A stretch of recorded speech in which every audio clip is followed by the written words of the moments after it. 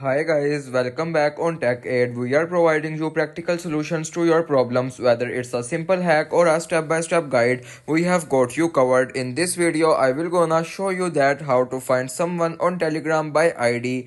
First of all, you can open the Telegram application. I can already open the app. After opening the app, you can see this type of interface. And now you can tap on the chats at the bottom middle of the screen. So you can just simply go back to the contacts option at the bottom right corner of the screen, and here you can now tap on search, and here you can just simply add the person's name that you want to add on Telegram.